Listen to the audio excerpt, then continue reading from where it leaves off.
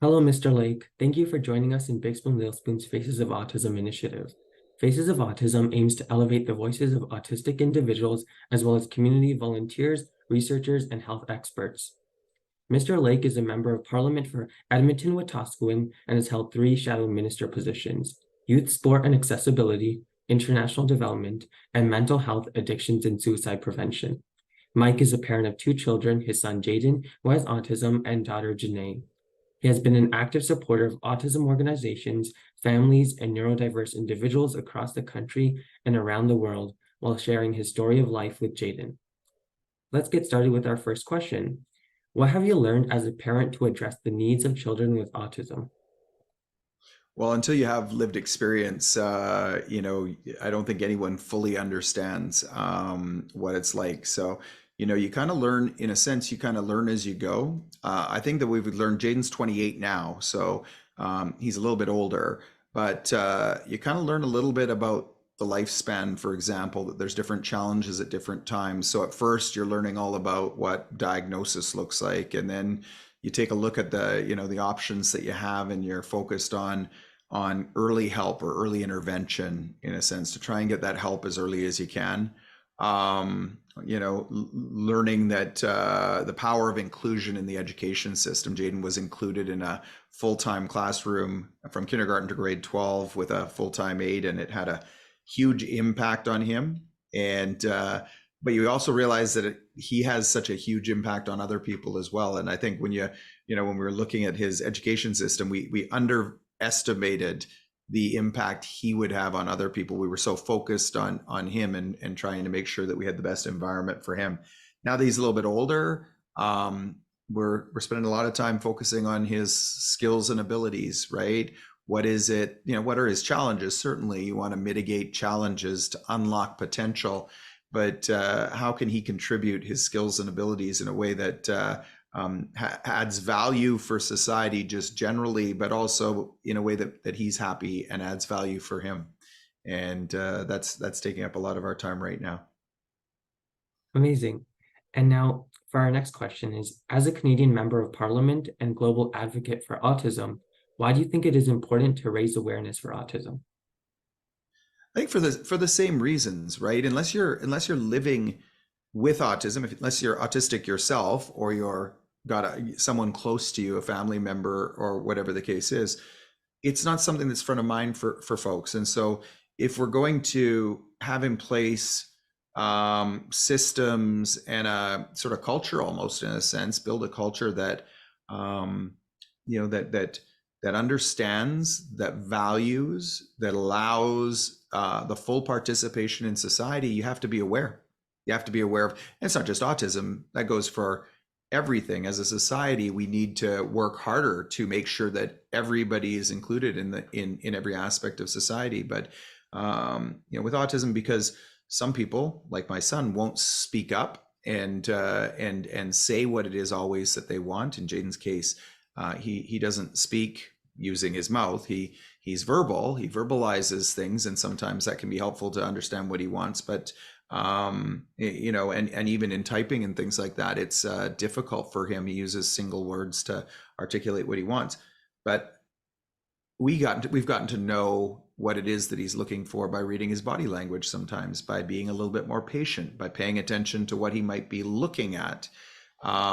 There's all sorts of these things that if we spend time with people who have autism, or if we at least take the time to listen as people are spreading awareness messages, if we take the time to talk to autistic people themselves, we just learn so much more, and we become so much better at ensuring that we have that inclusive environment and culture. Thank you. And for our next question is, earlier this year in March, the House of Commons agreed unanimously to consent to pass Bill S-203 immediately. This is seen as a huge step toward a national autism strategy. May you please tell us about the relevance of this bill and what needs to be further done to support both children and adults with autism? Yeah, the bill itself, that could be an hour-long answer in itself, that the last part of that question. But the bill itself really puts an accountability structure around a national strategy. There's been a lot of talk about a national autism strategy, a lot of work done by stakeholders, by autistic Canadians, expert researchers, families, and other organizations towards this. The government has indicated that they're going to have one, but it does seem to be taking a long time. We've been working at this for 16 years now, and so Senator Husakos, working alongside another senator, Senator Beam, in the Senate, got unanimous support for this in the Senate, and then I picked it up in the House, and we were able to work with members from all parties to get a unanimous passage of this expeditiously, actually, in the House. Why it's so important to have a national autism strategy? Because there's so many aspects, right? First of all, the numbers, depending on who you talk to, the numbers right now are about 1 in 50. Some estimates are more 1 in the in the high 30s in terms of Canadians with autism. There's obviously, the spectrum is a broad range, and there are multiple supports needed if we're going to unlock that full potential and sort of the skills and abilities that people have. If we're going to take full advantage of that as a society, we have to have a strategy to do that. And what I hope personally, I can say about this strategy is that it does recognize all of those lifespan things that I was talking about, that it does allow people to get help early to mitigate those challenges, that it does focus on inclusion, maximizing inclusion. That's so important. That we have not only an inclusive education system, but also that we have inclusive supporting employment systems, that we have inclusive supporting housing systems as well, or inclusive supportive housing systems. And then, of course, as parents, we think about what happens when we're gone as well, right? And so we just want to make sure that everybody is able to get the supports they need when they need them. And it's not just about supports. We tend to define, I think, too often, people with autism by their challenges, and that tends to be where we get locked on. But the reality is, what we've seen with Jaden over time is that when we help him to deal with some of the challenges that he has, he surprises us. He surprises people around him. In the school system, because he was included, people got to know him in his classrooms. People grew up with him and went to school with him through all the years. And so as he got a little bit older, I remember when he was in high school, they made an effort to include him in musical theater. And so the first year he did some sort of stuff in the background, and the second year they had him do some group scenes. Actually, I think that was even the first year. They put him in a couple of group scenes. They did Oliver as the play that they did. But the second year, he did so well at those things, they decided to challenge him even more, and they did Bye Bye Birdie, and Global TV even came out and did a story on it.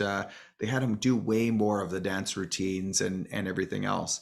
And as they sort of pushed the limits, he constantly exceeded what was expected of him. And so in the third year, they even gave him more responsibility in the last one that they did. But as they were looking at that, and as they were including him, and that was the spirit in which his fellow students embraced him in the classroom as a peer, those students, because they knew him for a long time, they remembered, hey, he was really good at some other stuff when he was younger. He may have had some challenges with them as things got a little bit more abstract in the school system, but he was awesome at like his times tables. He was the first one done. His times tables. He would get 100% on spelling tests in his early grades. You see him do a word search. It's amazing. Well, how do we translate those skills into something, that has a broad value within our environment in the school? So this is as he's in high school now, and they had him working in the school library. And it was amazing. They challenged him there to start inputting data into the computers and to sort the books, and then to put the books on the shelves under the system that they had, the filing system they had. And what they found with him is that he was better than other kids at that. It was amazing, because those are all concrete things, and the way he thinks is very concrete, and he loves doing it. So not only is he good at it, Like, he was so good at it that he would be running around the school library, and he would notice when a book was out of place as he was running by, and he would grab it, put it in his hands with the rest of the books, and then as he walked by where it actually went, he'd put it away. And he would move quickly because he loved to do it. He had an intensity about him, a spring in his step as he was working. And he still does that when he's doing something that he loves to do, usually something that involves like taking something from somewhere and putting where it needs to be, that sort of concrete world. He's fantastic at it. And so, as we focus a national autism strategy on the full sort of range of people, on again, enhancing people's skills and abilities using education and training and all of those different things, just like we do for everybody else, we as a society are going to benefit from that. That's awesome. Thank you so much. And now for our final question is, what supports do parents of autistic children have, and what supports could be improved? Yeah, I think that depends where you are. So that's one thing about Canada is the decisions for those things are made at a provincial level. Again, why a national strategy is important, right? So a national strategy takes the best from everywhere. It highlights where there's maybe some gaps for parents in one particular province versus another, and gives provincial governments tools to know what the evidence shows about providing help to families. So, and I will say, over Jaden's lifetime, supports have gotten better and better and better generally. So some of those supports include, again, an early intervention programs. There's emerging evidence about what works in helping people get the sort of most out of the time that they're spending. And there's a lot of evidence that talks about sort of that, particularly sort of from diagnosis to school years to 5, let's say, and the impact that early help has on a child's development over time. Of course, again, that's for everybody, but there are specific things related to autism that work. I think also families need respite from time to time, depending on the circumstance, of course, depending on the individual child. It can be really, really tough on families, and many families have 2 or even 3 kids who are on the autism spectrum, and some of the challenges in those early years particularly can be really tough. And so having that time to sort of catch your breath, maybe meet with other families to talk about strategies, and just to have that little bit of a break, because you're living it 24/7, is really, really important. I think that in the school system, having that understanding in the school system, and having supportive school systems that kind of are ready to have that individualized conversation about the students' needs is really important, because oftentimes it feels like you're just meeting a system that doesn't fully understand the child, and that can, again, that can cross other boundaries as well. But I do think that for parents particularly, it's a real stressor, that entrance into the education system, and sort of what that looks like. And then one thing that I would say is that that was really an issue for us at times, and then became not so much an issue as we navigated it, but it was that integration between, we draw these artificial boundaries. This thing falls into education, but this other thing falls into something, speech language work, that might fall into a home program or something like that. We kind of draw these artificial distinctions, and I think that it's really important that we think it's one child, and we kind of have to have an integrated approach that's sort of people communicating to one another on a strategic level, and that always makes it a little bit easier for families. But the awareness piece, you can't underestimate that awareness piece too, and the acceptance piece. It's to go into a grocery store. And in Jaden's case, there were things sometimes in the grocery store he just didn't fully understand, even at 7 years old, 8 years old, 9 years old. And he may have looked like any other kid, but when he decided that, when he got frustrated, and his response sometimes was to have a little bit of a meltdown in a grocery store in public, There was nothing more valuable sometimes than just having someone kind of look at you and they understand, maybe even put their hand on your shoulder, and just understanding that people kind of have a feel for what's happening. And that's that awareness piece broadly. As we build that awareness in our broad society, it just becomes easier for everybody. And include, I mean, primarily, we also have to say it becomes much easier for autistic people to live the lives that they want to live and to contribute in the areas that they want to contribute, work in the areas that they want to work into.